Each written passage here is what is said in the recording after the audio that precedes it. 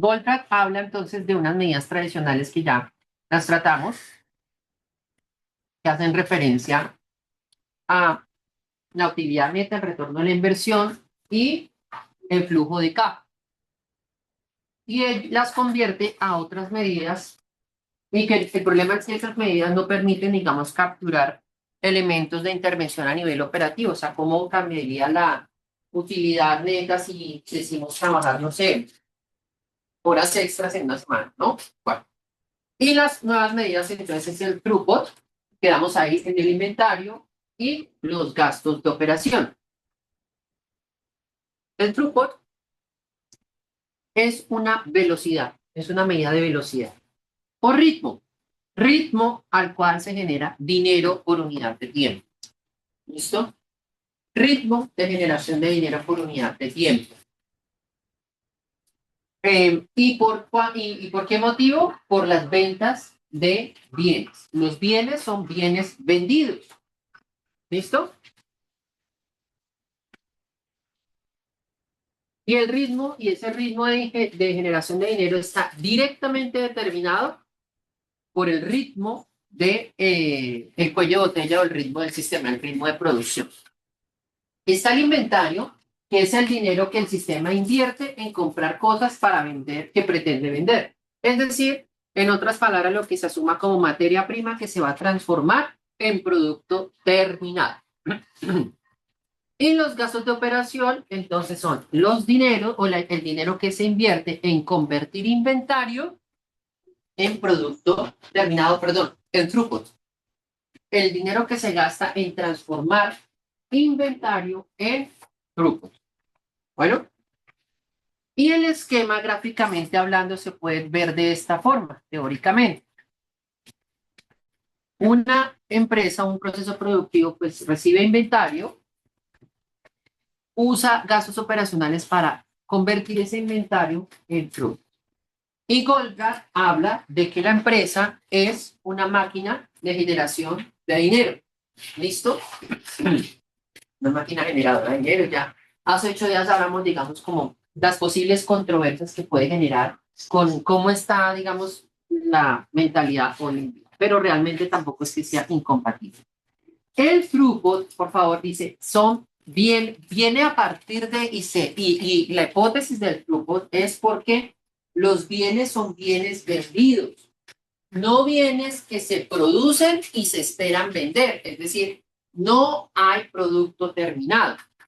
Y la medida o la unidad de medida de ese throughput es una tasa o un ratio, una velocidad, es decir, unidad de monetaria dividido unidad de tiempo.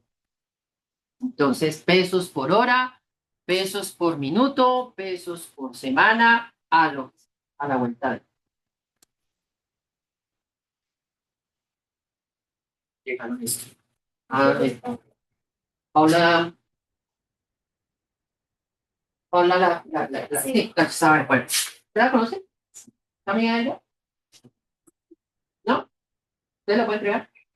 Bueno, sí, no, lo digo. Bueno, y los gastos son los gastos, los costos de generar, de producción, perdón, los costos que permiten convertir inventario en flujo. ¿Que incluyen qué? Mano de obra, mantenimiento de inventario, maquinaria, suministros y administración.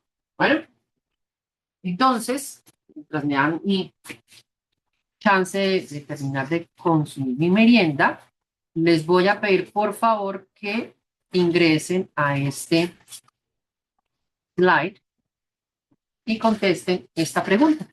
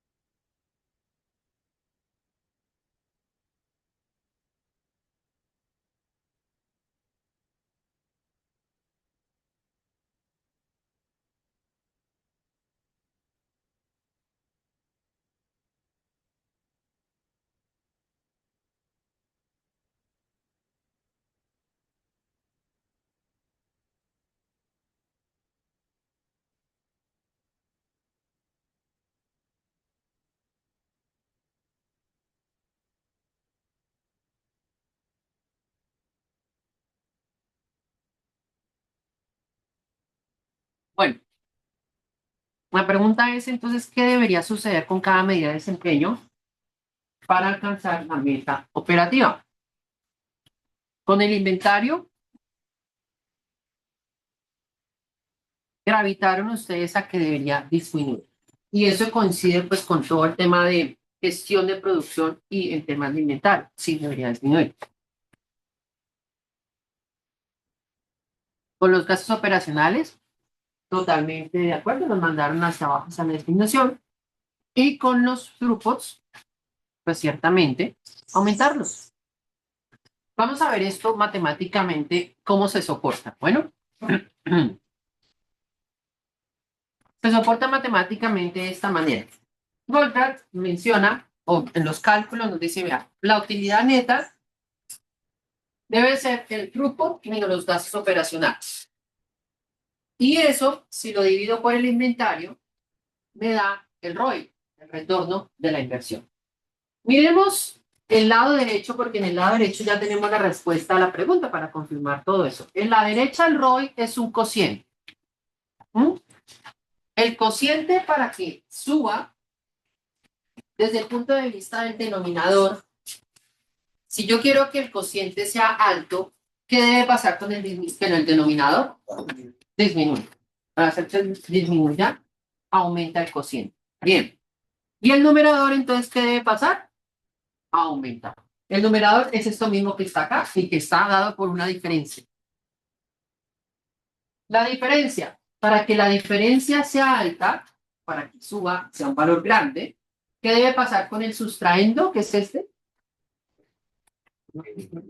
Disminuendo, sustraendo, ¿qué debe pasar? Para que la diferencia sea alta, sea pequeña. Los gastos operacionales, ya está la respuesta. Gastos operacionales reducirlos, inventarios reducirlos. Y el throughput, que es el minuendo, debería aumentar para que esta diferencia aumente, para que este numerador aumente y por lo tanto el cociente suba. Matemáticamente está soportado entonces esas respuestas que ustedes dieron. En conclusión, de los tres parámetros de medición, que son el throughput, inventario y los gastos operacionales, el throughput es el único que se puede elevar de forma tal que resultará un incremento en la utilidad neta y el ROI. Los otros dos deben disminuir. ¿Qué sucede con los gastos operacionales? Es una medida que permite disminuirse, pero en el corto plazo. No es algo que se deba mantener. Lo que sucede es que mucha empresa se queda es en disminuir gastos operativos o costos y de ahí no pasa. Eso funciona en el corto plazo, pero en el largo plazo hay que realmente empezar a mirar la manera de aumentar ingresos, que el proxy en este caso sería pues aumentar el throughput. El throughput es el resultado realmente de que la empresa trabajen juntos para entregar con calidad en tiempo, en forma los pedidos vendidos, o sea, que el ritmo se mantenga, que específicamente marketing venda los productos y que no haya producto terminado, entonces eso es lo que sucede. Pero ¿qué sucede? ¿Qué pasa?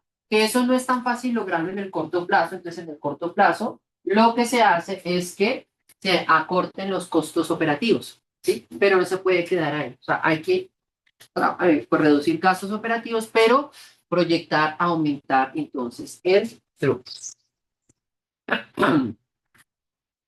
Recortar gastos operacionales es solo una táctica del corto plazo. A largo plazo es mejor focalizar esfuerzos sobre el throughput, es la mejor manera de aumentar las ganancias y mejorar el estado de la compañía. O sea, esto obedece a teoría clásica de estrategia, que en la medida de mantener competitividad es aumentando ingresos. Por un lado de costos sí, pero no se puede quedar en esos temas de reducción de costos porque hay un momento en donde ya no hay más de dónde reducir y ya comienza a afectar otros parámetros como calidad, servicio y todo. Con eso, entonces vamos a empezar a analizar las reglas de Goldbach. También Goldbach de su contribución pues ofrece esta parte de las reglas. Primera regla, no equilibre la capacidad, equilibre el ritmo. Vamos a ilustrar eso con este ejemplo que ya veníamos trabajando, la clase de la semana pasada. Era la fabricación de piezas cerámicas, donde teníamos esos tiempos de procesamiento y ya resumidos en esos ritmos de producción donde se había identificado que la operación de horneado era el cuello de botella. El producto final se genera a un ritmo de 20 unidades por hora, porque 20 unidades por hora es el ritmo que tiene el cuello de botella, que es el horneado. ¿Sí? Bueno. Ahora existe un elemento que son capacidades desequilibradas. El querer equilibrar la capacidad a lo largo de la secuencia de procesos para igualar la capacidad y la demanda del mercado. Cuando se quiere equilibrar capacidad, es en cierta forma que todas las operaciones produzcan la misma cantidad de unidades en el mismo unidad de tiempo. Y eso realmente genera desequilibrio, al contrario, ¿no? Esto crea estaciones ociosas o excesos de inventario, puede generar. Bueno, capacidad desequilibrada, entonces, para mirar eso, hay que mirar dos conceptos que al inicio de este tema, hace 8 días, hablábamos de un concepto llamado interdependencia y cuellos de botella. Profundizamos en el concepto de cuellos de botella, pero aquí retomamos sobre el tema de la interdependencia para hablar un poco sobre lo que son los sucesos dependientes y las fluctuaciones estadísticas. Como su nombre lo indica, los sucesos dependientes pues hacen referencia a que un suceso depende del otro. En este caso, los sucesos son operaciones de un proceso productivo. Cuando los procesos van en secuencia, si hay una afectación en una operación, las otras que van posteriores a ella se van a ver afectadas. Y aquí va otro pildorita que les doy, que algún profesor me la dijo muy sabiamente cuando uno hacía cronogramas de proyectos. Y el señor decía, nunca me haga un cronograma de panadería de un proyecto. El cronograma de panadería es que cada actividad va justo debajo de la otra, después. No hagan ese tipo de cronogramas. Todos sus proyectos de grado, todos son un proyecto como tal. Entonces, ustedes tienen que llevar una gestión de proyectos con su proyecto de grado, que es lo que viene ya de inmediato. Cuando hagan el cronograma, no hagan un cronograma de panadería, es decir, una actividad justo después de la otra, justo después de la otra. ¿Por qué? Porque un cronograma de panadería va a poner de relieve que si a ustedes, si van a pareja, sucede algo en alguna actividad, automáticamente todo el trabajo de grado se va a quedar estancado.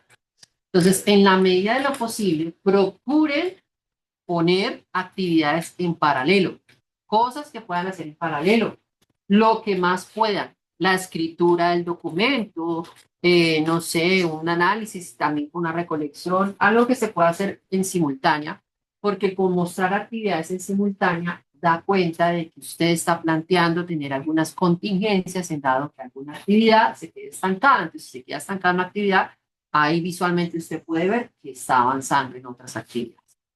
Eso es evitar tener esto tan, digamos, como tan evidente en un proceso. Obviamente sí van a existir unas dependencias ahí entre actividades, pero en lo posible procure por presentar actividades en paralelo, que incluya la escritura, el documento, si usted plantea de pronto hacer una ponencia o algo, haga eso, haya esas actividades para que entonces haya ocupación y no se queden, digamos, como pensando mientras se resuelve el inconveniente.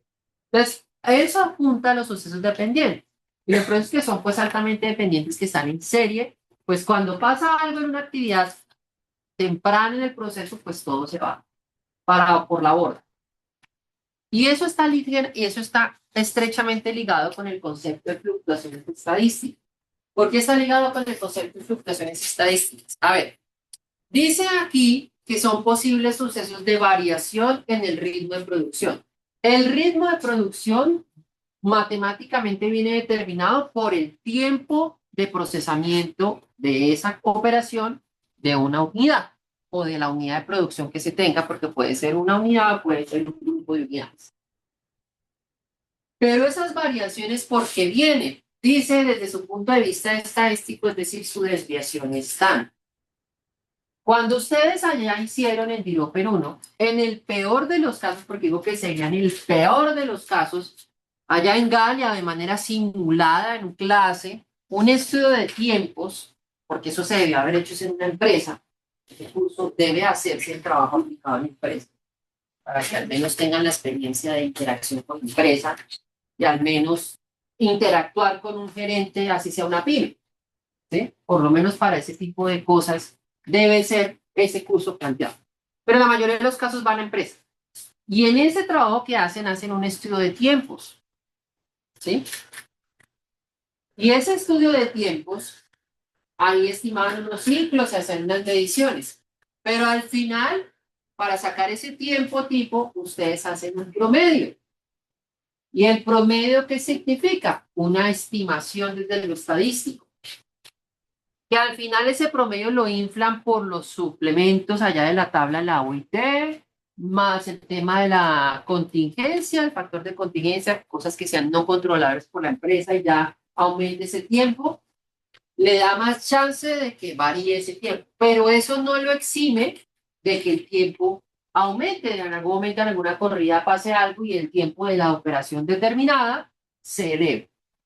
Es decir, que ese tiempo que usted entregue de un tiempo tipo de una operación no significa que siempre va a durar ese tiempo. Y menos aún si la operación fue manual. Si la operación es manual, es más propensa a que haya variación, porque hay una intervención ahí del humano. Entonces, la capacidad desequilibrada apunta a que cuando en una operación hay una fluctuación estadística negativa, es decir, que aumenta su tiempo de proceso, el siguiente proceso que depende de ese, o sea, el posterior, el dependiente, no va a poder compensar esa pérdida de tiempo. La pérdida de tiempo de un proceso automáticamente implica la pérdida de tiempo de un sistema, todo el sistema. ¿Sí? Lo vamos a ilustrar entonces un poco con el ejemplo que viene, ¿no? El proceso siguiente tendrá que esperar ese tiempo extra, obviamente, en esa corrida, pero si en la siguiente va a querer compensar, no va a afectar nada, ¿sí? A que llegue el producto que debe procesar. Miramos este caso, donde ahora teníamos que, bueno, primero que teníamos que el ritmo de producción entonces era de 20 unidades por hora. Y ahora queda así. Teóricamente sus capacidades se han equilibrado. Todos quedaron con 30 unidades por hora. Por ejemplo, en el horneado, se había dicho en la clase pasada que la restricción se había gestionado por el hecho de que se acomodaron mejor las piezas y entonces ya no caben 10 por corrida, sino 15. Entonces ya duran 30 minutos y si son dos corridas de 15, pues significa que en una hora se pueden 30 unidades. El moldeado, ese era el ritmo de producción que tenía, 30 unidades por hora de antemano. El enfriado, ¿qué pasa? Vienen lotes de 15, o sea, la capacidad es equilibrada, y de esas 15, entonces ahora ya no son, recuerden que eran 10 piezas que se enfriaban, duraba 20 minutos. Ahora son 15 piezas que se enfrían y le están dando 10 minutos más de enfriamiento, o sea, el ritmo se equilibró, 30. A pesar que antes estaba así, 30 minutos por 30 piezas, 30 unidades por hora, pero eran porque eran 3 lotes de 10, cada uno duraba 20 minutos. Ahora son 2 lotes de 15, cada uno duraba 20, 30 minutos, igual que el horneado. Y este pintado antes duraba 1 minuto por unidad, ahora dura 2 minutos por unidad porque le están haciendo un pintado de mejor calidad, entonces ya dura más tiempo la unidad. Entonces ahí el ritmo perdón, la capacidad se equilibró porque va pasando 10, 15, 15, 15, 15, 15, 15, 15 cada operación.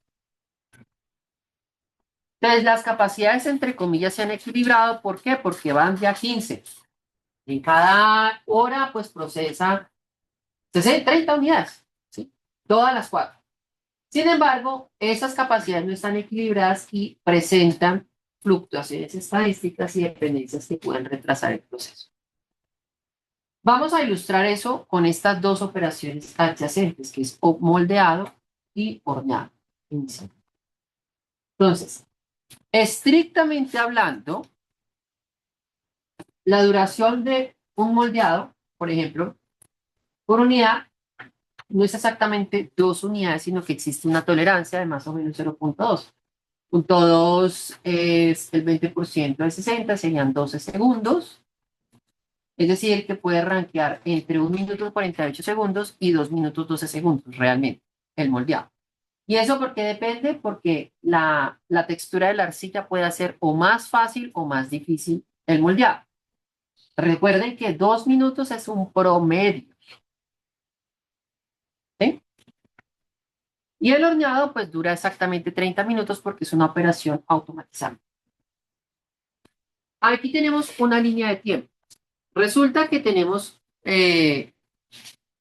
minutos, ¿no? Va una barra hasta 70 minutos. Resulta que en una corrida de producción el moldeado duró no 30 minutos para procesar un lote de 15, sino 32 minutos. No tanto por cuestiones de la arcilla, sino por un elemento que está asociado al trabajador.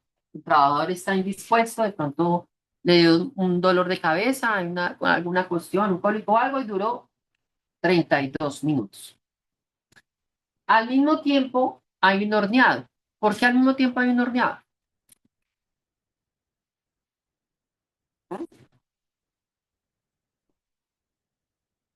¿Por qué pasaría que al mismo tiempo haya un horneado?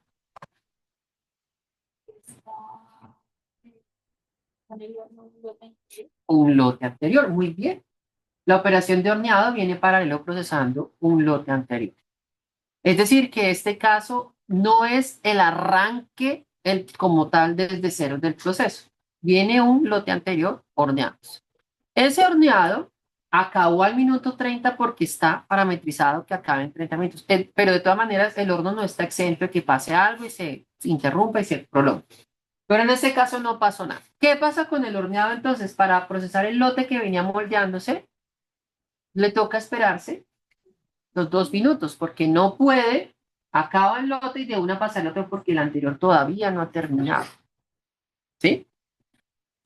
Entonces, ahí ya el horno incurrió en 2 minutos ociosos. Y encima de todo, ¿qué pasa? Que el horno era el cuello de botella. Además de eso, le toca esperar 2 minutos para poder procesar el lote. ¿Sí? ¿Qué sucede ahora en la siguiente corrida para el moldeado? Sucede, bueno, entonces ya el sistema entero ya ha perdido 2 minutos porque el horno acaba al 62 y el otro arrancará a partir del 63 y el enfriado arrancará a partir del 63 y ahí automáticamente todo se corrió, ¿sí? Resulta que en la siguiente corrida, en la operación de moldeado, sustituyeron al operario y el operario dice: yo vi que mi compañero perdió 2 minutos de tiempo, entonces yo le voy a meter la ficha para que ese lote salga más rápido. Entonces sacó todo el lote de 15 piezas, no en 30 sino en 28 minutos. Pero ¿qué pasa? Ese lote no puede pasar tan pronto termine, le toca esperarse 2 minutos. ¿Por qué? Porque el horno está ocupado con el lote anterior. Y a partir del minuto 63 vuelven a alinearse, ambos se sincronizan, pero ya todo el sistema ha perdido 2 minutos. O sea, en conclusión, este operario llegó y le metió la ficha, pero con el propósito último de lograr tener 2 minutos ociosos, no más, porque no contribuyó al sistema. Porque el sistema, el horno recibe el lote del moldeado y el moldeado arranca un nuevo lote, están nivelados, pero ya el sistema lo ha perdido 2 minutos. La única manera que se solventen las cosas es que una operación siguiente a esta por allá se haga más rápido y esta operación también pues se llama, o sea, esto pase, pero una operación, por ejemplo, como el enfriado, en este lote ocurra más rápido, pero pues el enfriado es un proceso que no lo puede acelerar, ¿sí? O el pintado, por allá al final de pronto se puede acelerar, pero ya ahí no te mantienes. Pero realmente eso es lo que sucede. O sea, justamente lo que acabo de decir, cuando hay panadería, pasa algo y ya se corre todo, ¿sí? Entonces, las fluctuaciones estadísticas no permiten compensar el tiempo perdido cuando existen sucesos dependientes, sino que una vez se han presentado, no es posible recuperar el ritmo de producción esperado, lo único que se logra es obtener tiempo ocioso. Entonces, más adelante hay una regla de Goldberg que dice que el lote de procesamiento no debe ser igual al de transferencia, para entonces empezar a compensar por procesar ya una pieza o ya menos piezas en el lote y no el lote completo. Bueno, segunda regla de Goldberg, de 9. La utilización de un recurso que no se atasca, o lo que se llama un recurso despejado o un recurso no cuello de botella, no está determinada por él mismo, sino porque existe una restricción o cuello de botella en el sistema. En alguna parte, antes, después, al tiempo, de alguna parte, aunque ya en los últimos 4 casos, 2 casos hay supuestos, ¿no?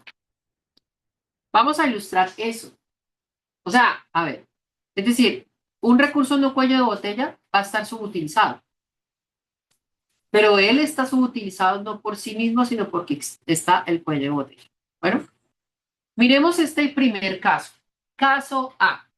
El recurso cuello de botella alimenta al canal despejado.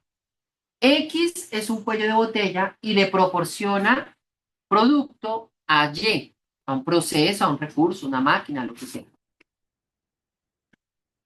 Ahí está la capacidad del recurso X.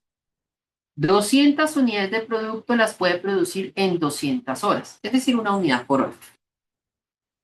Mientras que el recurso Y, esas 200 unidades que puede producir, las puede producir en un tiempo más rápido, en 150 horas.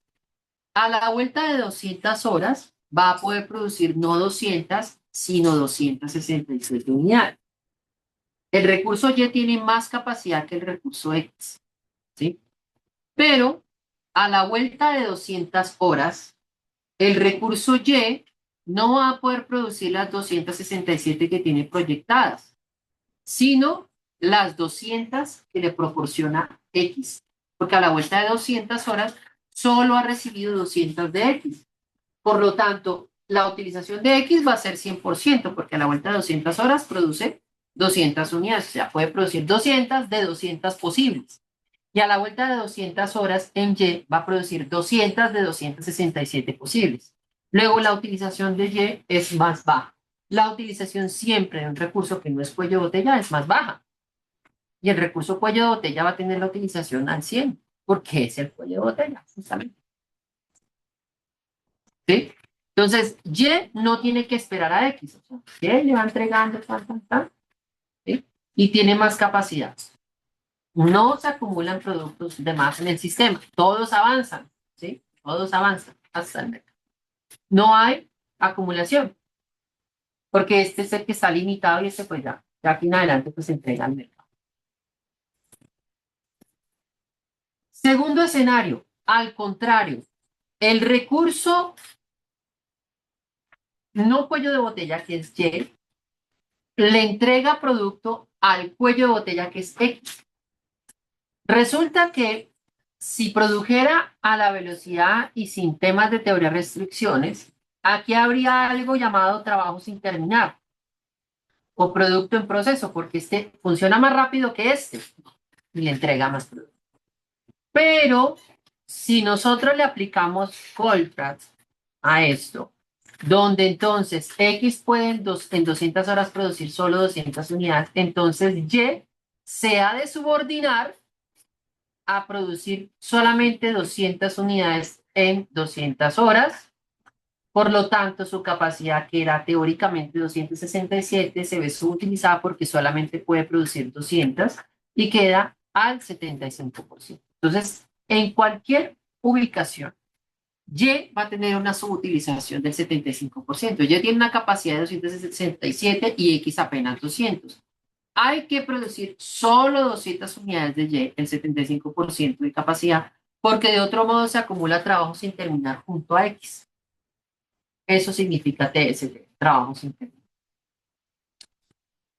Tercer caso o caso C, las dos operaciones van en simultáneo y ambas van a entregar lo que procesen a un ensamble.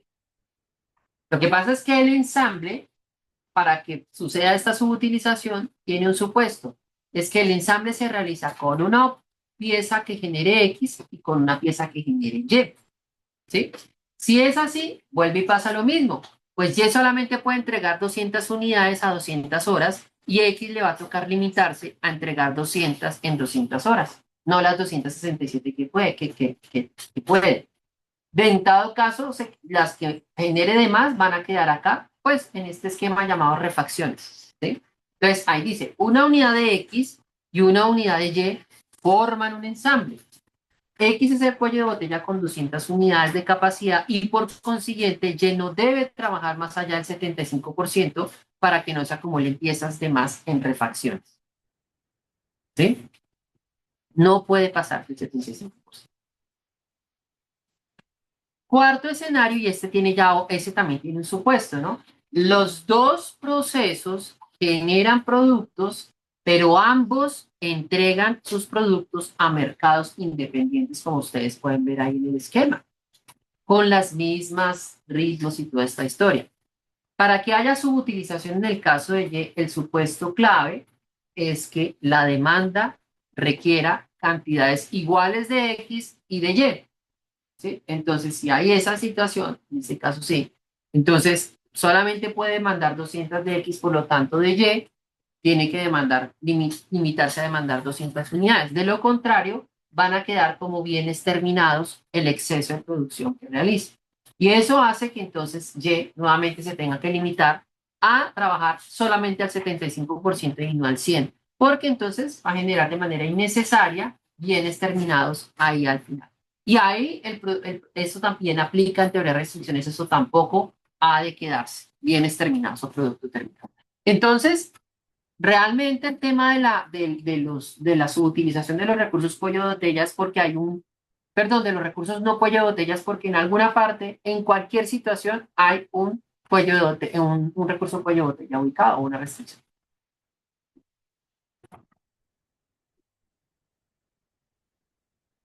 No es lo mismo la utilización que la activación de un recurso. ¿Alguien nos puede explicar eso? ¿Qué es la activación del recurso y qué es la utilización? ¿Qué es la activación de un recurso? ¿Qué es la utilización?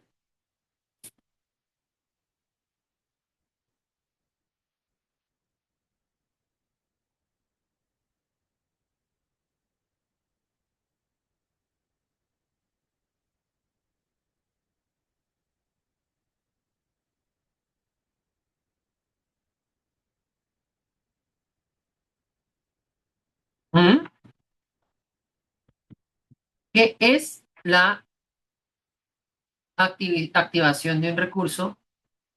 ¿Qué es La activación del recurso de usar un recurso que, que estaba disponible pero que está sin usar?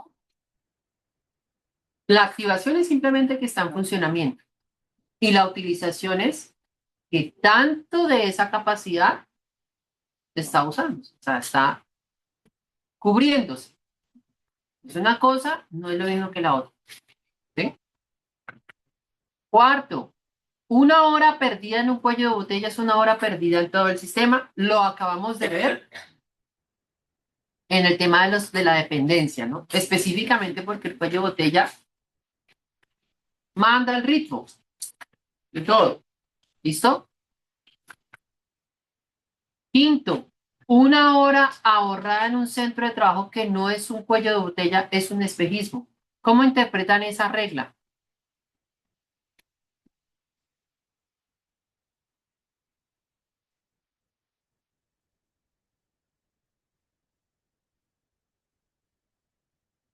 ¿Vale? O sea, eso se traduce como para qué mejorar lo que ya está funcionando. ¿Sí? Entonces, cuando si usted aterriza en un trabajo de grado, una práctica que apunte a mejoramiento de procesos, pues usted que tiene que proponer sus mejoras es al cuello de botella. Identifique el cuello de botella de ese proceso y a partir de ahí, entonces, propone sus mejoras, su plan de mejoramiento, enfocado a ese cuello de botella, no en otras cosas por allá que nada que ver, simplemente por mostrar que hice mucho trabajo. No, porque incurre en esta regla. Los cuellos de botella, sexta regla, rigen tanto el inventario como la producción o facturación del sistema. ¿Por qué la facturación?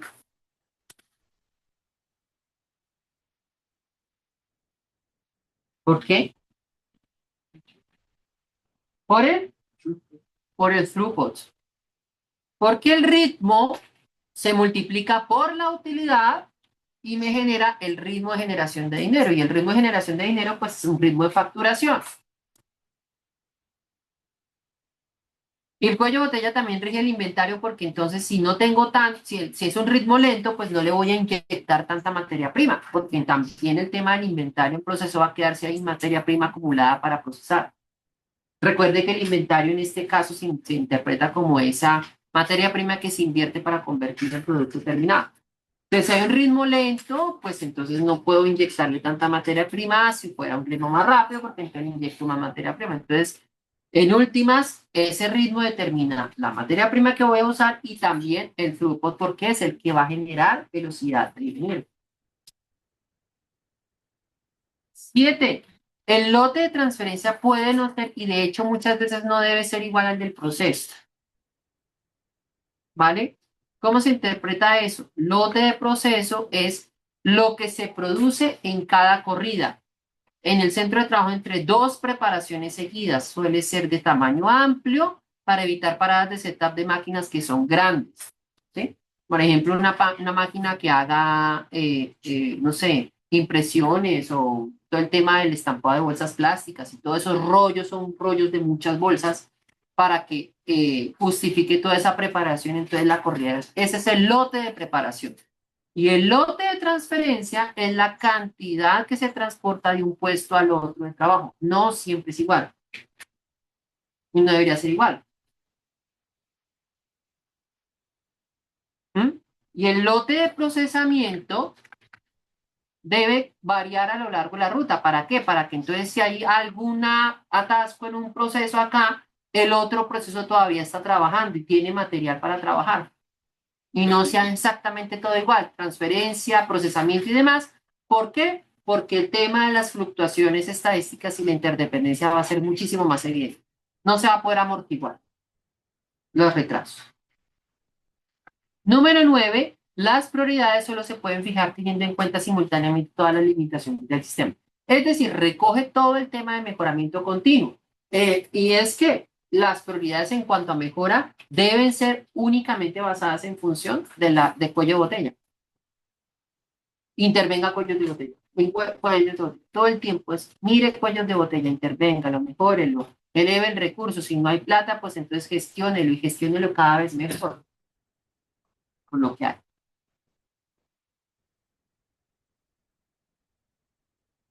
Hasta aquí terminamos la parte teórica.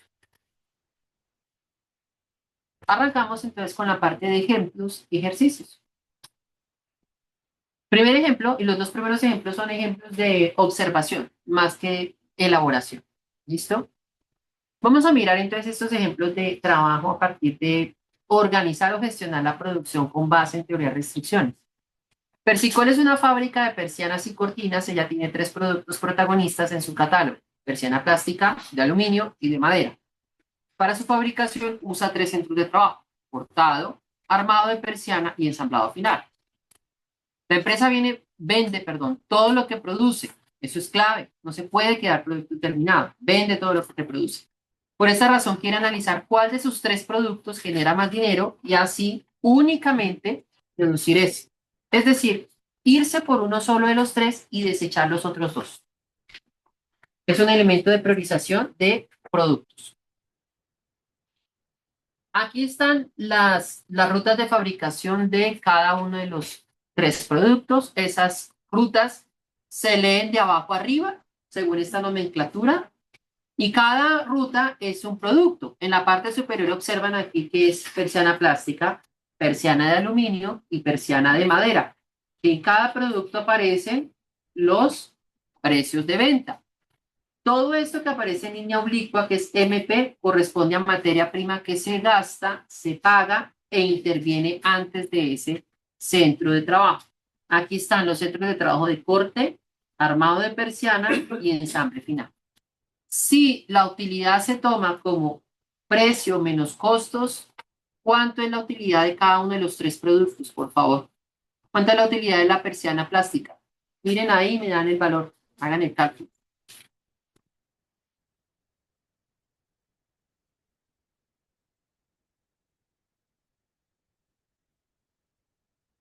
¿Mm?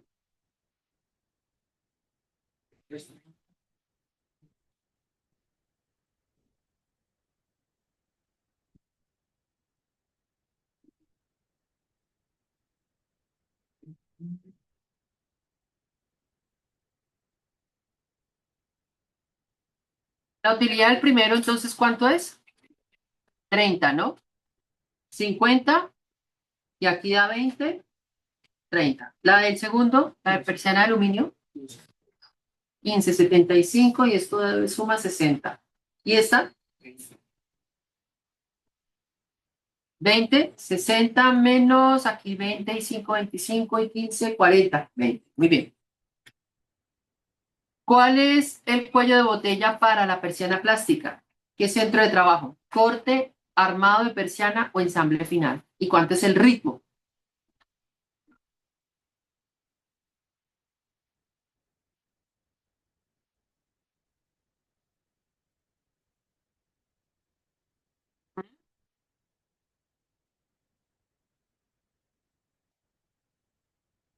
Armado de persiana, exacto. ¿Y cuánto es el ritmo? Si el tiempo son 10 minutos por pieza, ¿cuánto es el ritmo? En horas. ¿Cuánto es por hora? 6 por hora. Bien, entonces aquí es. En la persiana de aluminio, ¿quién es el cuello de botella? ¿Y cuánto es el ritmo? Cortado. ¿Y cuántas piezas por hora hace? 10. Bien. Y en la otra, persiana de madera, ensamble final, ¿y cuánto es el ritmo? 12. 12 unidades por hora. Muy bien.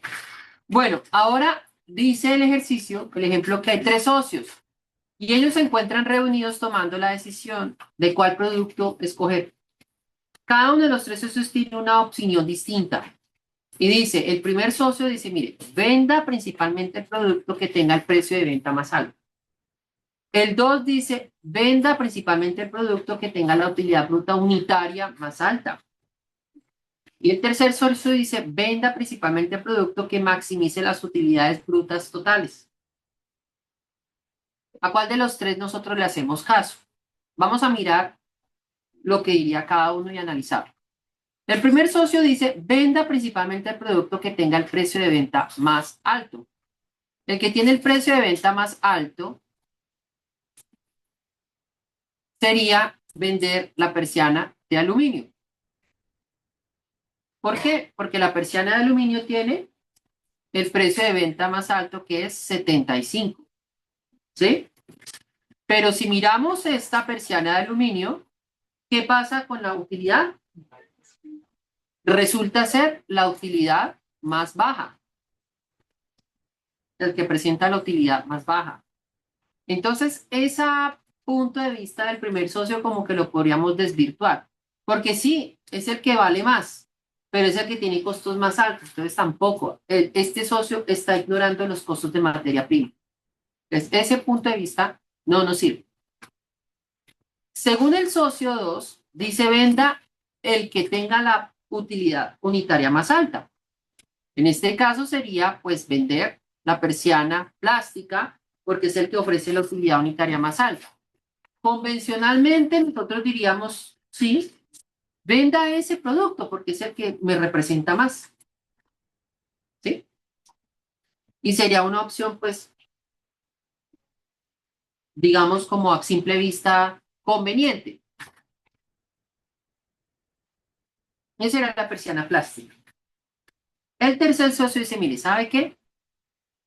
Enfóquese en vender principalmente el producto que maximice las utilidades brutas totales a la vuelta de X cantidad de tiempo. ¿Cómo lo podemos sacar?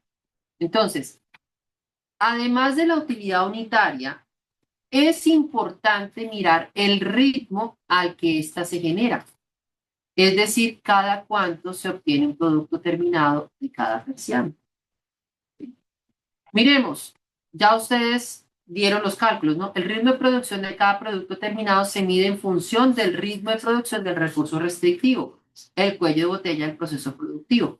Y el cuello de botella se corresponde con el centro de trabajo con el ritmo de producción más lento. Ya lo analizaron ustedes. Del primer producto, el cuello de botella es el centro de armado de persiana. En el segundo producto, el de corte, y en el tercero, en el de ensamble final. Con ritmos de 6, 10 y 12. Aquí está la forma de calcular throughput. ¿Cómo calcula el throughput? El ritmo, y ese ritmo va a determinar el ritmo de todo ese sistema, de todo ese conjunto de operaciones que vaya abajo arriba. Y lo multiplico por las utilidades unitarias. Observen que si yo miro la fórmula acá, se va unidades con unidades y me queda unidades monetarias por tiempo. Esa es la unidad de medida de un throughput. Unidades monetarias por tiempo.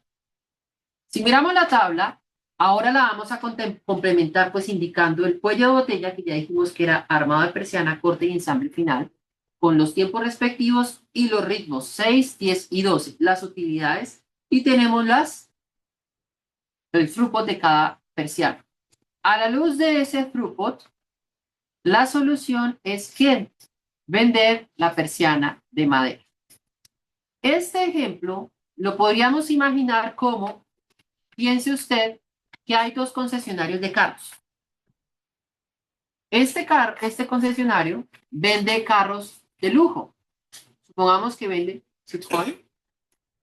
Y estos dos de concesionario venden carros más convencionales. Bueno,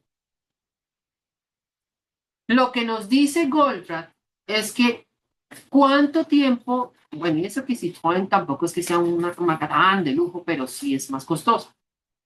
¿Cuánto utilidad unitaria me va a generar un Citroën? Puede ser bastante alta la que me puede generar de pronto un Renault, ¿sí? Porque lo hago más asequible y el costo más asequible.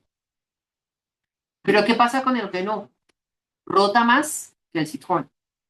Y a la vuelta de una misma unidad de tiempo, un mes, muy seguramente el concesionario de Renault va a tener más utilidades que el otro concesionario. ¿Sí? Aunque digamos que las marcas de lujo se fundamentan es en todo lo contrario. De pronto vendo menos, pero me genera más ganancias. Entonces dirán, no, entonces con lo que vendí hoy es lo que yo le doy a sus empleados 2 meses, por ejemplo. Pero la lógica es, digamos, de más o menos es al contrario acá según Goldratt. ¿Qué sucede? La persiana de madera, si bien no es la que tiene la utilidad más alta, porque la persiana plástica, resulta que es el que tiene el ritmo más elevado. Entonces me va a generar más utilidad más rápido. Y está aquí, 200 unidades monetarias por hora. ¿Sí? Con versus este que casualmente tiene el ritmo más lento de las tres productos. Entonces me genera pues el segundo throughput más alto que hay. ¿Sí? Ese análisis solamente funciona si hay un supuesto más adelante que es el de tema del mercadeo. Pero el primer supuesto acá es que la demanda es ilimitada, es decir, que todo lo que se produce se vende. No siempre es verdad. Sí, por eso se hacen pronósticos, porque la demanda se limita, porque hay competencia y no voy a cubrir yo todo el mercado. Una de las bases exigidas, aquí ya está explícitamente, es que el departamento de marketing y ventas aumenta sus ventas y funciona de forma tal que todo lo que se produce se vende y no hay producto terminado. Si hay producto terminado, hay problemas en temas de marketing, por sobreestimar la demanda o por ineficiencias en el proceso de venta de productos. Todo esto se cae si hay producto terminado al final. Todo el tema del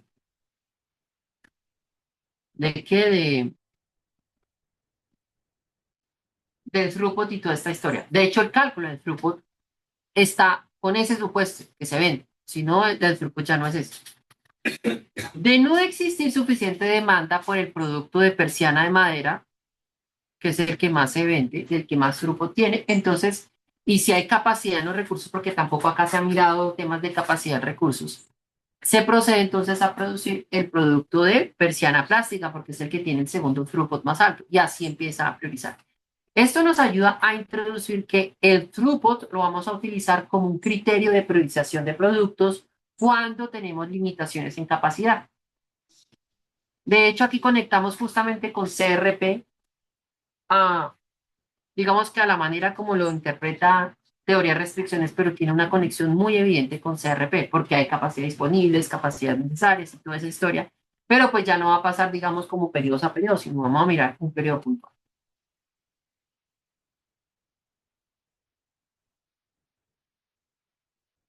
¿Alguna pregunta sobre el ejemplo anterior?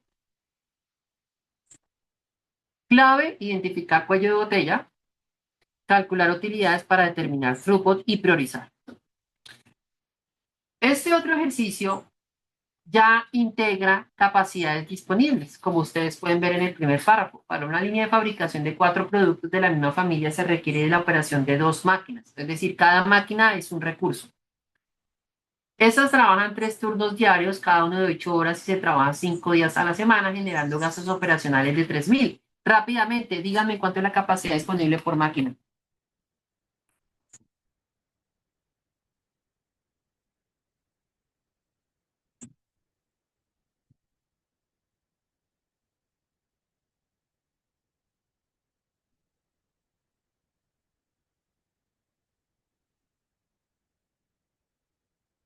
¿Cuánto? 120 horas a la semana. Bien, listo. La empresa tiene excelentes estrategias de marketing, el supuesto va, funciona, y ventas, por lo que siempre logra vender todo lo que produce. Sin embargo, sabiendo que de los productos que oferta, algunos generan más utilidad que otros, o sea, más grupos, quiere esta empresa darle la principal importancia a algunos de ellos. En últimas es a uno de ellos. Pero por temas de posicionamiento y buen servicio al cliente debe producirlos todos. A diferencia del anterior, aquí no hay que decidirse por uno solo y descartar los otros. Hay que vender todos, pero hay que vender más del que me represente más utilidad. Por esta razón se ha establecido una política que dicta que el máximo de vendido de un producto no puede ser mayor a 10 veces el mínimo vendido de otro producto. Es decir, si una vez hagamos el análisis, encontramos que se debe priorizar un producto y de ese producto se han de vender 1.000 unidades de ese producto, de los otros 3 deben venderse mínimo 100 unidades, la décima parte. La pregunta es entonces, ¿cuántas unidades semanales debe producir la empresa de cada producto para maximizar sus utilidades? ¿Y cuál sería el valor de esas utilidades? El esquema de producción es este que aparece en la pantalla. 4 productos A, B, C, D, cada uno con sus respectivas precios de venta. Indíquenme, por favor, la utilidad del producto A, teniendo en cuenta que la secuencia es primero pasa por la máquina A, luego por la máquina 1 doble vez, 2 operaciones. El producto B hace lo mismo, el producto C primero pasa 2 veces por la máquina 1 y luego por la 2, perdón, 2 veces por la máquina 2 y luego por la 1, y el producto D pasa 2 veces por la máquina 2 y luego por la máquina 1. ¿Cuál es la utilidad del producto A? 12. A ver, 30, 3, 5, 8, 18, muy bien. Del B,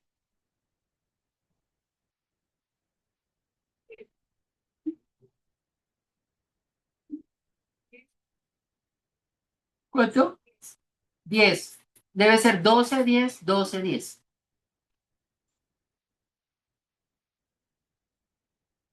12, 10, 12, 10, las utilidades.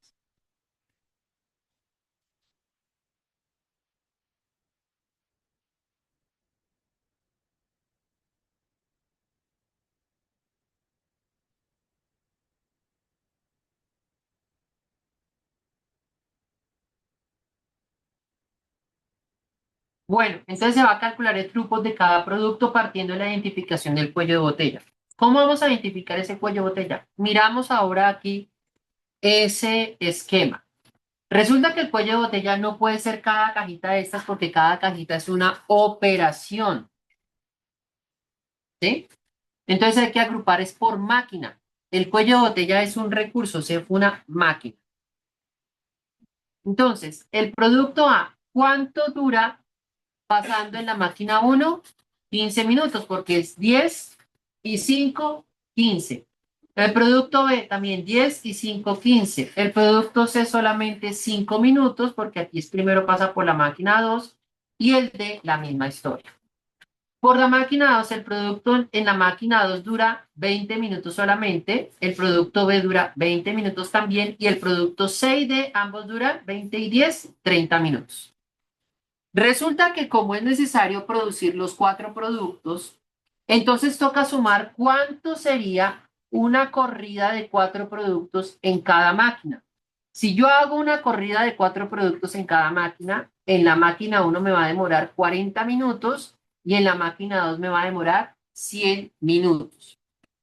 Ahora sí podemos determinar el cuello de botella. ¿Cuál es el cuello de botella? ¿La máquina 1 o la 2? La 2, obviamente, ¿sí? Porque va a tener un ritmo más lento. A partir de ahí, entonces vamos a utilizar la máquina 2 para hacer el análisis posterior. Entonces, aquí tenemos ya varios cálculos que ustedes habían hecho. ¿Cuál es el ritmo? Sí, aquí están los tiempos de la máquina 2 para cada producto. Si en el producto A y B cada uno son 20 minutos por pieza, significa que en una hora producen 3 piezas. Y si son 30 minutos por cada pieza en los productos C y D, pues el ritmo de producción serán 2 piezas por hora. Ese es el ritmo, precio, costo y las utilidades que ya me las dijeron, que era 12, 10, 12, 10. Esto por esto, me da los throughput. Y el throughput es el más alto, 36, el producto A. ¿Qué significa? Que debo producir el producto A en mayor medida y los otros 3 productos como mínimo deben ser la décima parte de A, de la cantidad que yo produzca de A. ¿Listo? ¿Cómo lo calculo entonces? Parto de la capacidad disponible. Aquí sí me toca saber, para poder saber cuánta cantidad, tengo que saber entonces la capacidad que tengo, porque no nos están diciendo demandas. Toca mirarlo por el lado de la capacidad disponible. Ya ustedes me habían dicho que eran 120 horas, 3 por 8, 24, por 5, 120. Pero como los tiempos de procesamiento están en minutos, conviene pasar esa capacidad a minutos. Nos da 7.200 minutos por semana de capacidad. ¿Qué es lo que hay que hacer? Pues tomar entonces la cantidad de unidades que se van a fabricar de un determinado producto y multiplicarlo por el tiempo y empezar a llenar ese recurso con tiempos de procesamiento. ¿Cómo lo hacemos? Resulta que ya la restricción dice, yo tengo que producir una cantidad determinada de producto A y de los otros el 10%.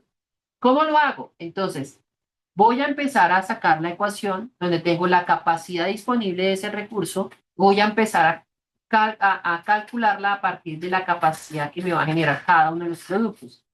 Este 20A, 20B, 30C, 30D es lo que me dura una unidad del producto respectivo en procesarse en el centro, en la máquina 2.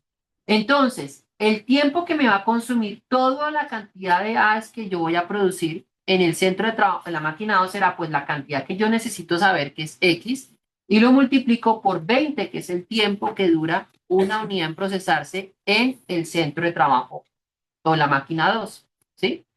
Entonces, X por 20, no sé cuánto es X, ¿sí? Es lo que quiero averiguar. Y los otros 3 productos, pues por política será X sobre 10, X sobre 10, X sobre 10, la décima parte, porque eso está indicado.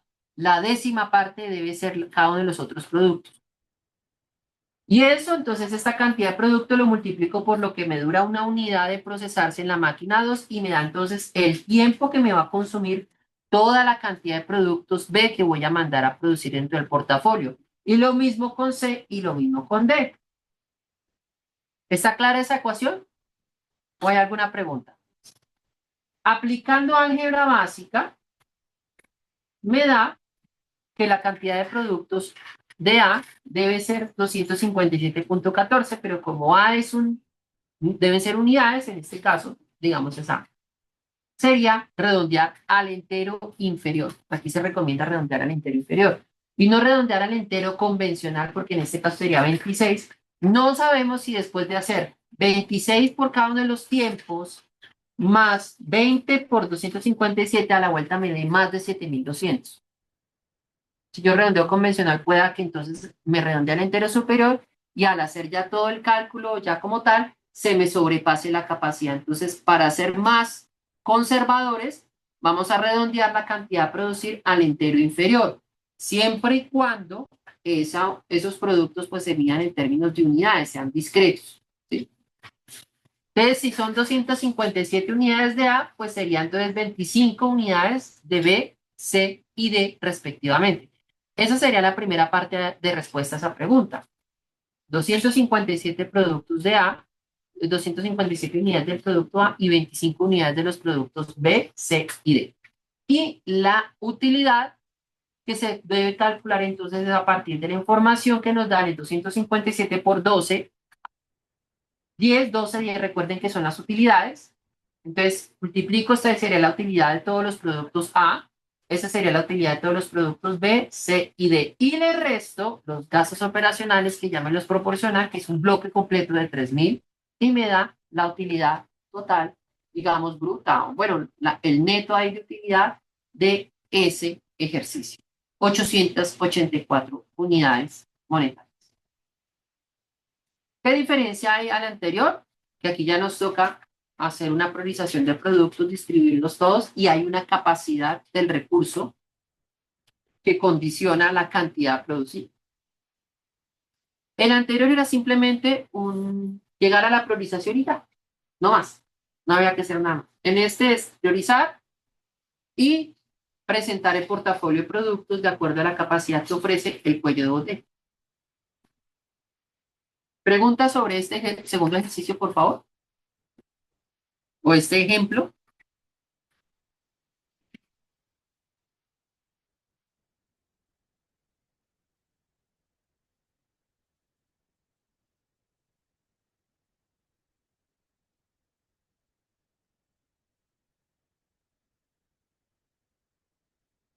Tercer ejemplo, y aquí ya dice, arriba dice, ¿qué? Ejercicio. Es decir, que por favor ya despiértense, abran Excel, porque ya arrancamos. Bueno,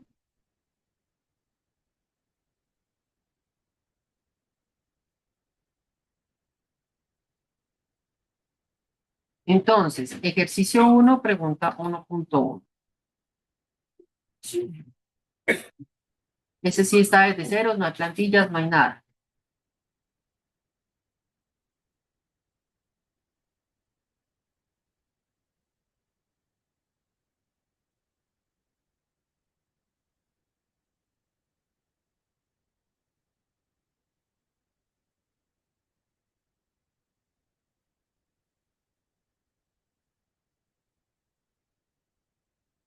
Entonces dice, una compañía se dedica a la producción de parlantes de sonido.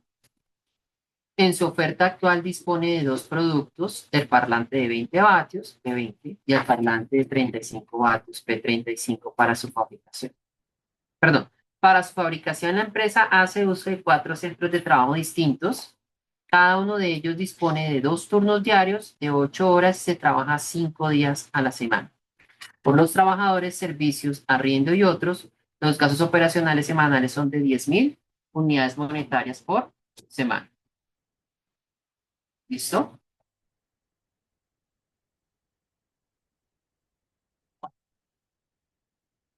Entonces,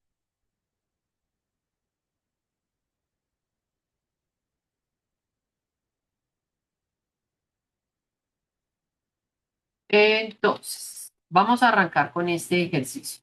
Pues esto ya lo trabajé a las 8, entonces ya, bueno, entonces, ¿cuáles son los productos? Productos. El parlante de 20 vatios y el parlante de 35 vatios. ¿Sí? Demanda. Y lo llamamos acá demanda. Demanda. La demanda de cada uno de esos productos es de,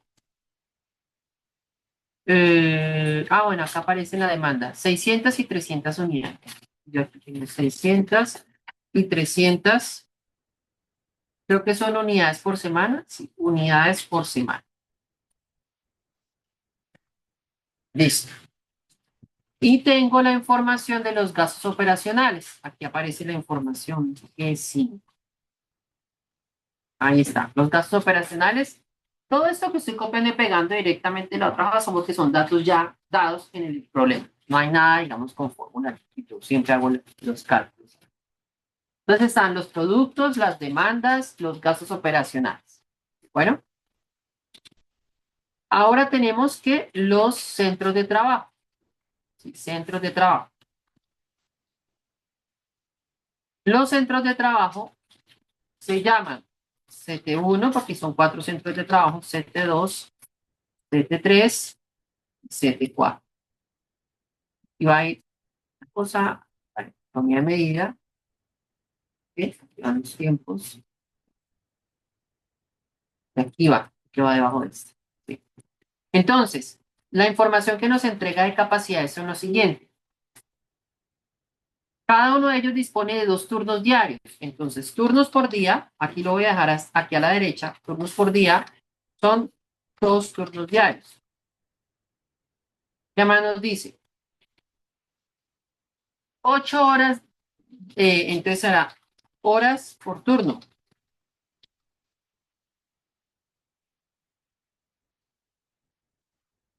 ¿Casi horas por turno? Sí. ¿Y qué más nos dice? 5 días a la semana. 3 días por semana. Son 5. Ahí está la información. Hasta ahí está planteado todo lo que está en esta diapositiva. Hasta más, ¿no? Porque ya están los gastos operacionales y ya está anticipado este tema de estas demandas.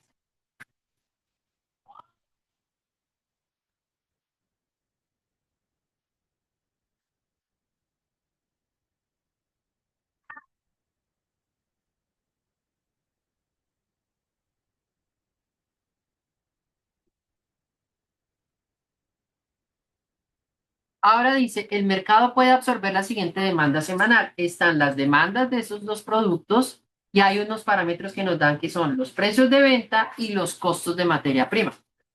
Vamos entonces a colocar esa información. Yo ya la tengo acá directamente, entonces lo voy a colocar aquí. 14 y 15. Ahí está. Precios de venta, costos de materia prima, 50, 70, 30, 40 y cada uno de esos es por unidad. La unidad de medida de eso es por unidad.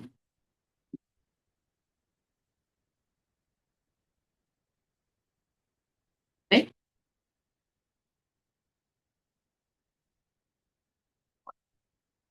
Nos dice adicionalmente que los tiempos de procesamiento promedio por unidad para cada uno de los productos en cada centro de trabajo son los siguientes. Ahí están los tiempos. 4, 5, 3, 3, 5, 8, 4, 3. Los centros de trabajo y los 2 productos. ¿Listo? 4, 5, 3, 3, 5, 8, 4, 3. ¿Sí? Y esto así quedó. Tiempos, minutos por unidad.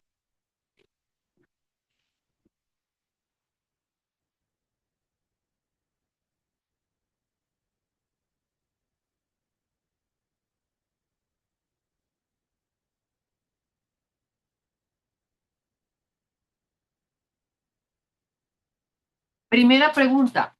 ¿Cuál es el cuello de botella en este sistema productivo?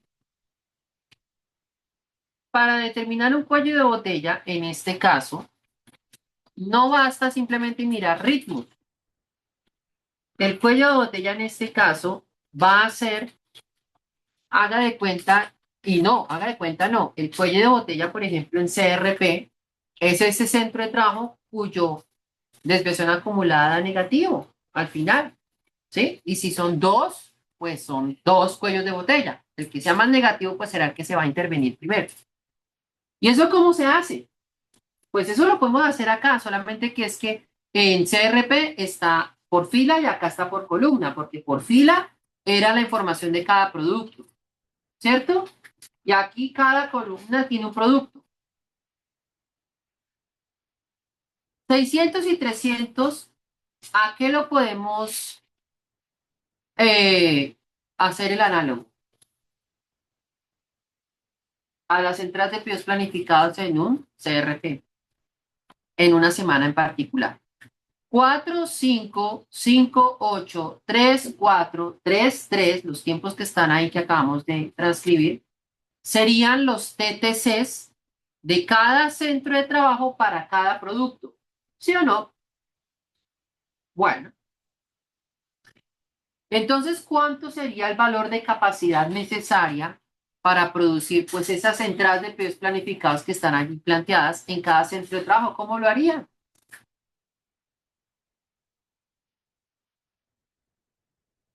Si ustedes multiplicaban TTCs por entrar y sumar, y al final debajo en la siguiente columna, en la siguiente fila que sea CRP, sumar, pues no sería lo mismo que yo hacer esto,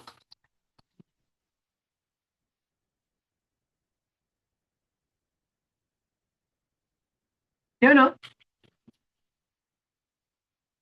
Es el equivalente, solamente que de manera más ágil.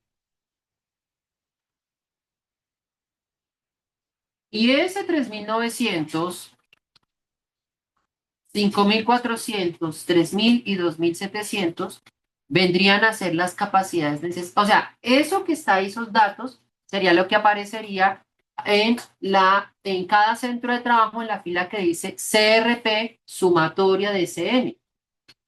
Solamente que aquí no estamos calculando los CNs, sino que directamente estamos calculando la sumatoria. Porque el CN sería 600 por 4 y ahí va en la fila correspondiente. Y 300 por 5 y va debajo en la otra fila. Entonces esto no es sánscrito, ni chino, ni nada por el estilo. Esto ya es claro, debe ser claro para usted, solamente que está transpuesto. Esta columna de aquí se llama capacidad necesaria, la denominé así, capacidad necesaria, minutos por semana. ¿Sí? La unidad de medida son minutos por semana. Eso está en minutos. No es, en CRP era más como en horas. ¿Sí? En horas. Eso está en minutos. Bueno.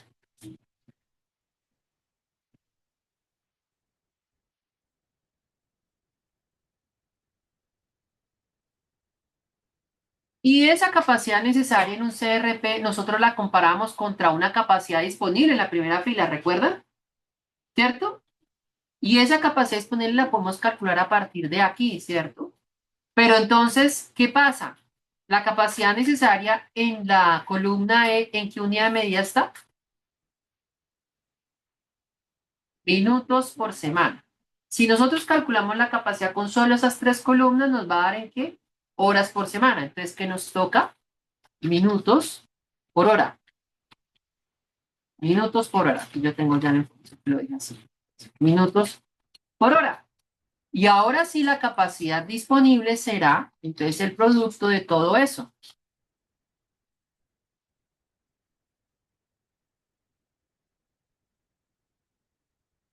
¿Sí? En todos los cuatro casos, pues nos dio 4.800, ¿qué? Minutos por semana.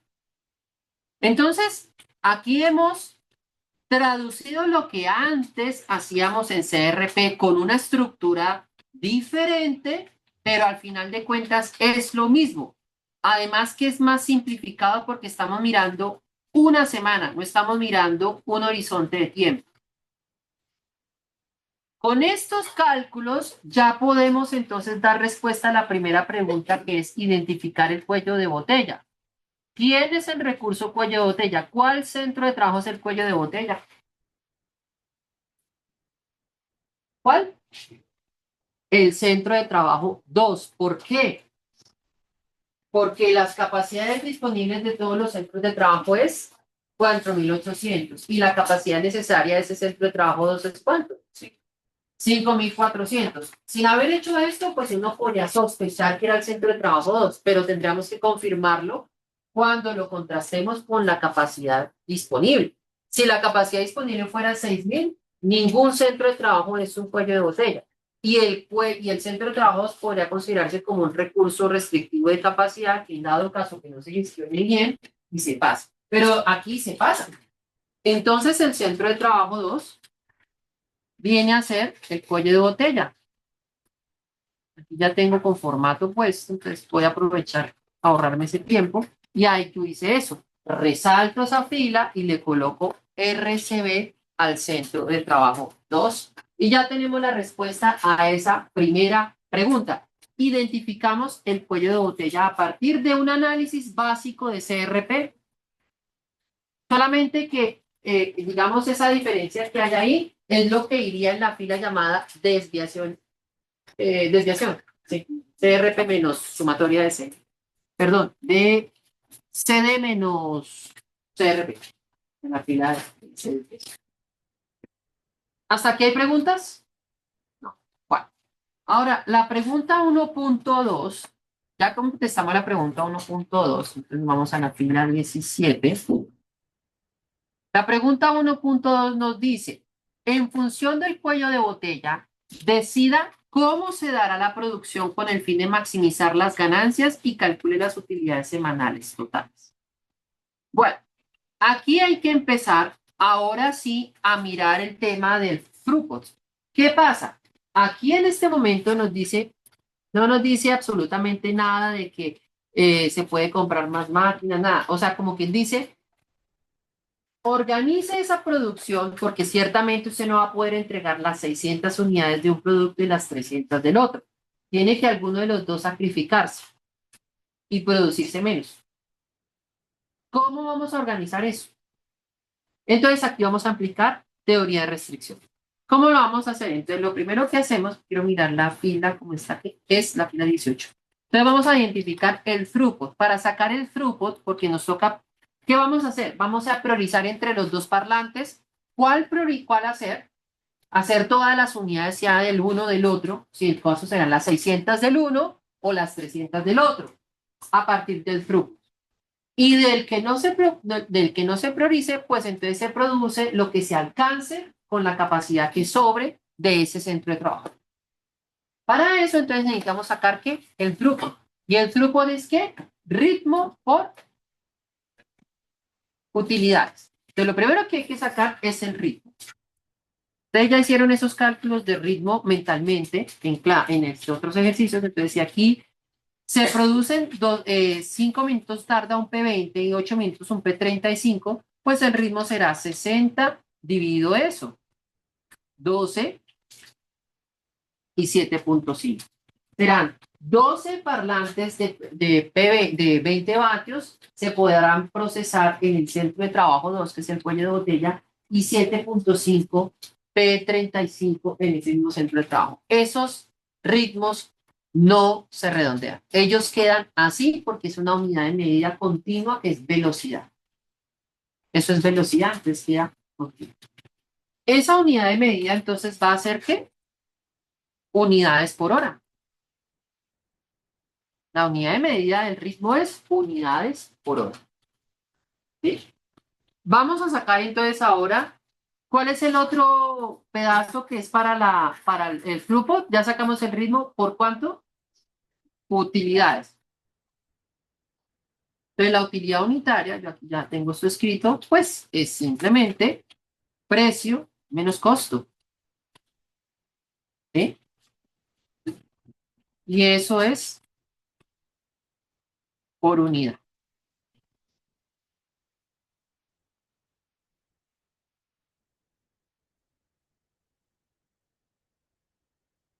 Y ahora sí podemos sacar entonces el throughput.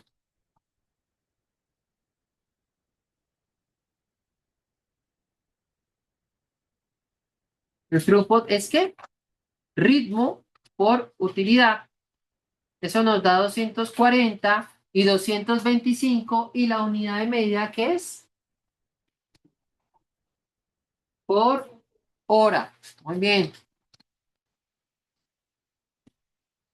Teniendo ese resultado, entonces, ¿qué vamos a anticipar como solución? ¿Quién nos proporciona más throughput? El P20. Entonces vamos a anticipar lo siguiente. Vamos a producir todas las 600 unidades que están demandadas para el P20 y con lo que nos sobre de tiempo en ese recurso cuello de botella, que es el centro de trabajo 2, vamos a producir lo que se alcance de P35. No van a ser 300, porque si fueran las 300 se nos pasa. Toca mirar cuántas de ese P35 se van a poder procesar. Para eso, entonces, vamos a hacer un análisis que es que mirar ya un análisis de capacidades. Que es la capacidad usada. La capacidad usada. Ya sabemos con certeza que nosotros vamos a producir todas las 600 del P20, ¿cierto? Entonces, la capacidad usada solamente por el P20, ¿cuánto será? Pues las 600 que voy a mandar a producir por el tiempo que dura un P20 en procesarse en el centro de trabajo 2 y nos da 3000. Ya por intuición sabemos que si el centro de trabajo 2 tiene 4800, pues aquí irán ¿cuánto? 1800 de tiempo de capacidad que se puede usar para el producto P35. Solamente que aquí pues yo me voy a anticipar porque hay ejercicios que van a haber más de 2 productos o 2 opciones de producto. Entonces yo voy a colocar una columna por aquí que se llama capacidad usada en la F21. F21. Y esa capacidad total usada es la suma, yo voy a colocar aquí como la suma de estas dos capacidades que yo utilice. Este dato es clave porque cuando yo tenga más de más de dos columnas, yo voy a ir a empezar a llenar acá y me va a empezar a mostrar cómo va dando la capacidad del recurso. Si se va acercando al tope que esté allá arriba, que son 4000, entonces digo, bueno, entonces el siguiente en el truco va a ser el pedacito que hay, porque puede pasar que tengamos 4, 5, 6 productos, hayan productos que ni siquiera se alcanza a producir absolutamente nada, sino que ya se cubre la capacidad con los 3 productos que tengan el mayor truco y ya. Entonces, esta es clave. Acá no están, aquí es casi que sobra porque ya sabemos que va a ser 1800 acá, ¿cierto? Pero esa es clave, esa capacidad usada es súper clave para ir mirando cuando tengamos más columnas. Bueno, entonces la capacidad usada por P35 yo no puedo tomar 300 por 8, porque entonces me va a dar, aquí se me va a saltar a 5400. La capacidad del P35 entonces va a ser cuánto es la capacidad que tiene ese producto, ese centro de trabajo que es 4800, ¿sí? Y le voy a restar lo que se fue de capacidad para el producto P20. Y ahí me da entonces los 1800 para completar las 4800 que debe tener ese recurso. Y eso debe coincidir. ¿Listo?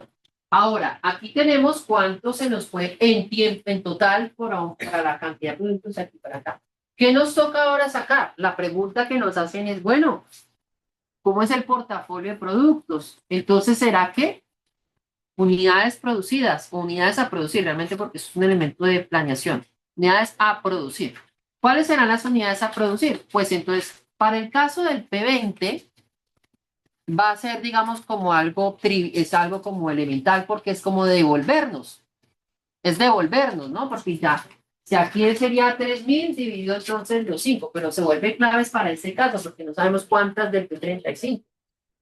Pero recuerden que las unidades a producir, aquí sí aplicamos el redondeo. Redondear punto menos, y vamos a redondear que todo lo que se vaya en capacidad del P20, en ese centro de trabajo para producir el P20, dividido el tiempo que tarde una unidad en ese recurso. Y eso a 0 decimales. Y esto pues obviamente es devolvernos, ¿no? Porque nos va a dar las mismas 600 que están en la demanda. Es supremamente obvio porque ya sabemos que vamos a producir todo ahí no hay problema.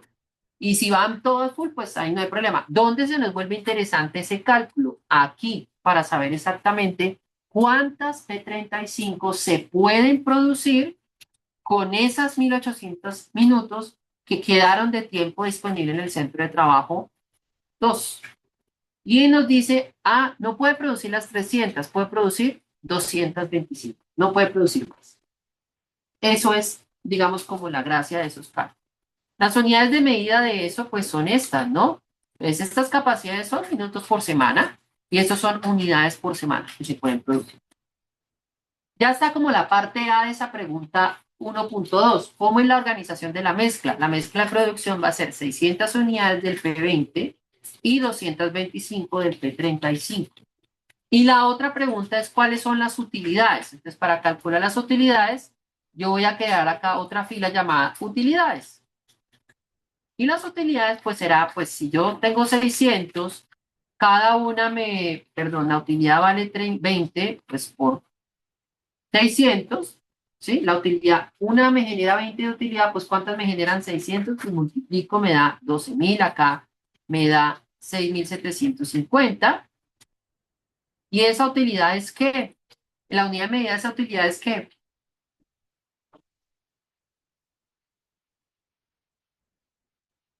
Por semana, porque ya tengo el agregado de las demandas. Y esas demandas son ¿qué? Semanales. Entonces es la utilidad semanal. ¿Listo? ¿Qué nos queda? Entonces nos queda es ya sacar utilidades brutas totales. Las utilidades brutas totales, pues ya es sumar. Suma de esto nos da ¿cuánto? 18.750. Gastos operacionales. ¿Sí? Tenemos gastos operacionales, ¿sí? Los gastos operacionales son ¿cuánto? 10.000 que aparecen acá escritos. Eso es por dato directo. Nos da aquí eso. Esto lo voy a dejar así como subrayado para que quede como ahí está. Y la utilidad neta será entonces, pues la resta entre estos dos. Y todo esto es por semana. Y ahí está la respuesta a la pregunta 1.2. Entonces es un portafolio de 600 unidades del P20, 225 del P35 y eso nos genera una utilidad neta de 8.750 unidades monetarias por semana. Recapitulamos. Primero, pues con la información que nos entregan, para el caso de los tiempos, determinamos cuál es el cuello de botella, calculando la capacidad necesaria, asumiendo que en cada recurso se va a producir todo lo que se pretende demandar. Eso lo contrastamos contra la capacidad disponible, obviamente guardando la misma unidad de medida, y a partir del que se pase de la capacidad disponible, le endosamos el título de recurso cuello de botella. Luego entonces calculamos throughputs. A partir del recurso cuello de botella determinamos los ritmos, calculamos las utilidades unitarias con los costos y precios de venta que aquí nos los entregaron directamente, en algunos casos habrá que calcularlos y determinamos los throughputs. Los throughputs nos ayudan a priorizar los productos y el primer producto entonces lo que hacemos es sacar las capacidades usadas. Si el throughput más alto, pues entonces nos vamos a ir full capacidad, o sea, full las 600 y el restante que quede, pues entonces convertimos esa capacidad sobrante a unidades. Esas unidades las convertimos a utilidades y totalizamos y le restamos los gastos operacionales para sacar la ganancia.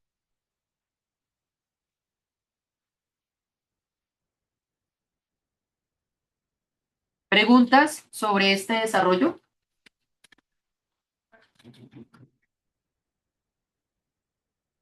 Pregunta 1.3. Esto sigue.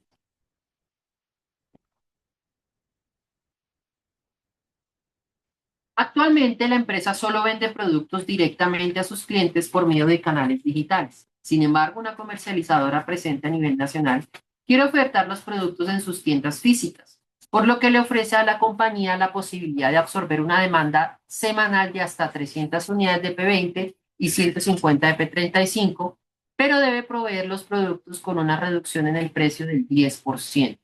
¿Es conveniente aceptar este trato? Suponga que se acepta, debe comprar otra máquina del recurso restrictivo que sería el centro de trabajo 2 y esto aumenta los gastos operativos a 12.500 unidades monetarias por semana.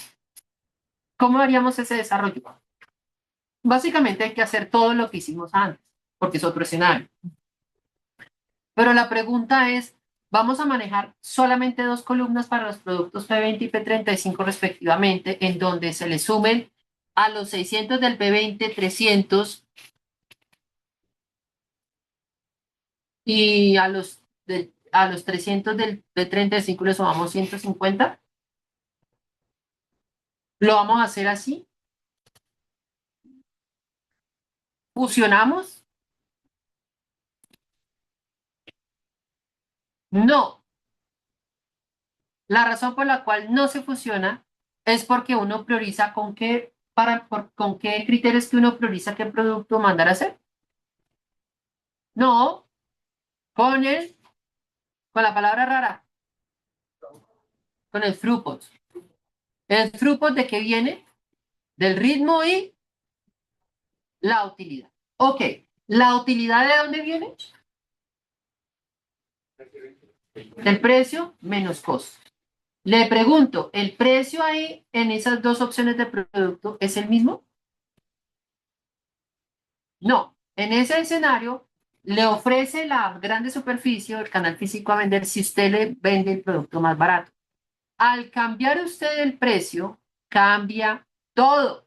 Por lo tanto, entonces hay que tener 4 columnas donde vamos a tener las opciones de los productos P20, que son virtuales, digitales, P35, y vamos a tener los productos P20 y 35 físicos.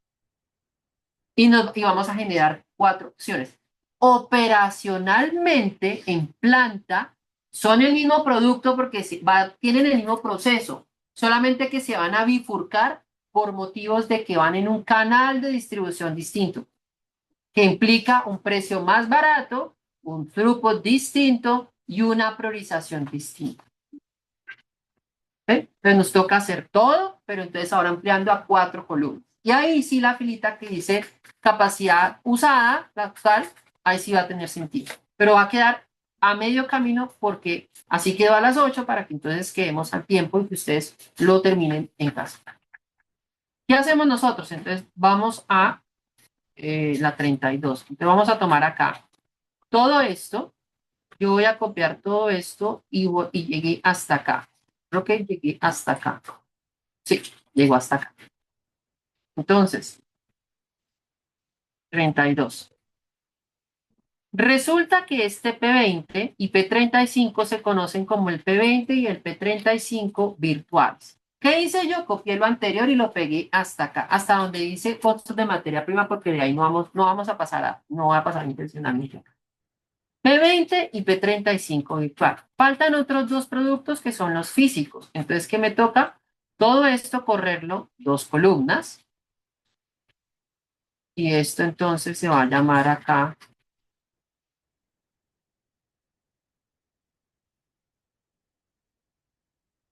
P20 y P35 físicos. ¿Listo? Entonces van a haber 4 opciones de productos. Pero de opciones de productos no porque sean 4 productos distintos, sino que son 2 productos distintos en 2 canales de distribución distintos. Entonces eso hace que se genere una combinatoria de 4 opciones distintas de producto con este canal de distribución. Y según el ejercicio nos dice que la demanda de este será 300 y de 150, hasta 300 y hasta 100. Esta parte de tiempos yo lo voy a combinar también y les hago una pregunta a ustedes. Los tiempos para estos dos productos, ¿cuáles serán? Señor, señor, ¿alguien dijo algo?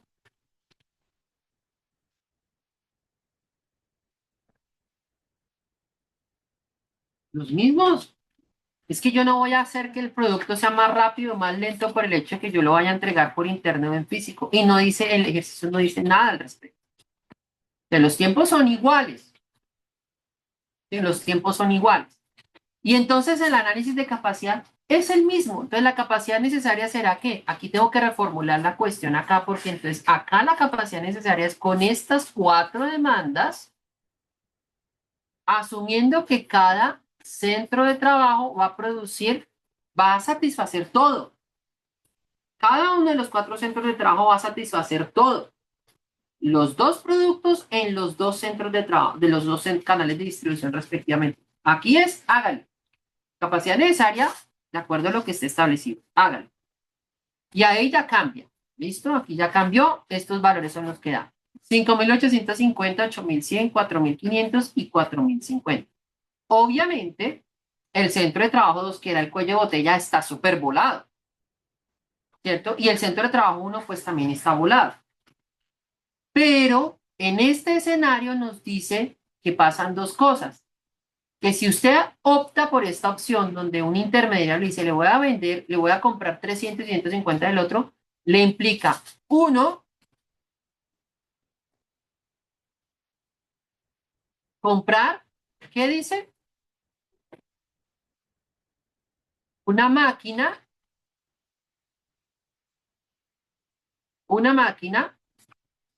adicional en el centro de trabajo, que era el cuello de botella. ¿Cuál era el cuello de botella en el escenario anterior? Centro de trabajo 2. Entonces, eso significa que había una máquina por centro de trabajo, por lo tanto ahora en el centro de trabajo 2 aumenta a 2 máquinas y eso me implica que entonces la capacidad disponible ahora involucre las máquinas en la fórmula. Les voy a extender la columna, la fórmula ahí. Y ahí ya entonces me va a quedar así y extiendo y me va a quedar ahora esas capacidades disponibles. Por un lado, eso. Pero el comprar otra máquina me implica aumentar los gastos operacionales, según la información, a 12.500. Ya no de 10, sino a 12.500. Ya tenemos capacidades necesarias a la izquierda, reformado ahora con 4 demandas y con los tiempos de procesamiento de esas 4 opciones de producto contra una capacidad disponible reformada, contemplando ahora las máquinas por los centros y en el centro que tenía problemas en el escenario anterior, le aumentamos a 2 máquinas. Con esos ajustes, ¿quién es ahora el centro de trabajo cuello de botella? ¿Sigue siendo el centro de trabajo 2? Ahora, el centro de trabajo cuello de botella es ciertamente el centro de trabajo 1. Ni siquiera el 3 y el 4 porque aquí no se pasan. El 2 ya deja de ser cuello de botella porque aquí su capacidad disponible aumentó a 9.600 y ahora el que tiene problema es el 1 porque tiene la capacidad 4.800 y se sobrepasa su capacidad necesaria a 4.800, a 5.850. Entonces aquí el centro de trabajo cuello de botella es el centro de trabajo 1. Luego entonces los análisis de ahí para abajo de ritmos, throughputs, bla, bla, bla, no pueden ser con base en el centro de trabajo 2, sino en el 1. ¿Sí? Y voy a llegar a completar esto por acá. Resulta que el precio de venta, ¿qué pasaba con los otros productos? Cambiaba. Eso es lo que nos obliga a que se hagan 4 columnas. ¿Qué pasa? ¿Cuánto cambia? Disminuye en un 10%. Entonces, aquí voy a ilustrar lo que en el parcial se debió hacer por allá en un punto, con un 20%, pero aquí es con un 10%. Es tomar esto y simplemente hacer esto, 1 menos 10%. Ya, no por el 10%, es reducir en un 10%. Muy importante es el 10% y otra cosa es reducir o aumentar en el porcentaje. ¿Listo? ¿Y los costos de materia prima qué pasa? ¿Qué pasa con los costos de materia prima? Son iguales. No, el ejercicio no nos dice nada que por efectos de poderlos vender para allá, para ese canal de distribución, la grande superficie nos exija que deba colocarle un recubrimiento especial o alguna cosa que implique gastar más materia prima. La materia prima vale igual en cada una de esas dos opciones de producto.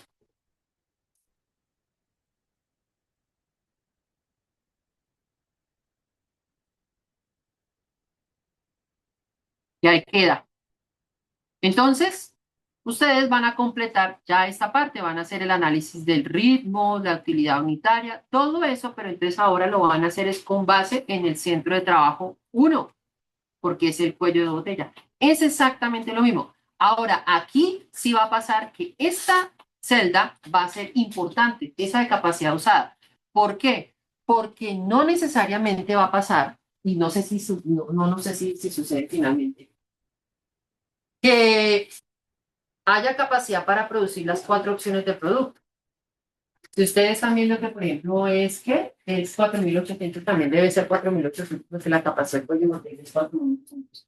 Si han producido, por ejemplo, este producto y este producto y ya van 4.600, pues los 200 va a ser por el tercer producto y el cuarto producto no se produce. O pueda que se vayan los 4.800 en llenar las demandas de dos opciones de producto solamente y los otros dos no se produzcan. Entonces, esta es clave. ¿Por qué? Porque no siempre es que son las cuatro opciones de producto y el último va a quedar con un pedacito.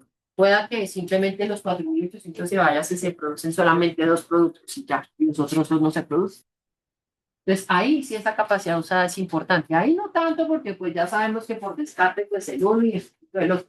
Pero cuando hay más opciones de producto, eso se vuelve importante porque es el que nos va mostrando cómo se va acercando y sacando, digamos, ya sacar la priorización.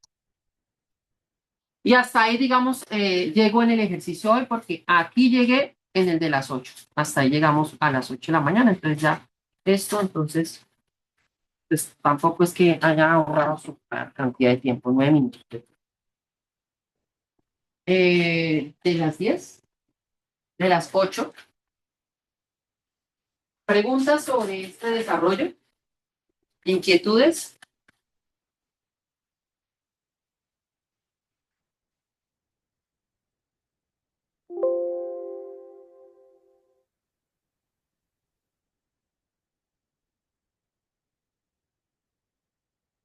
dudas, inquietudes. Nada, Juan. Eh,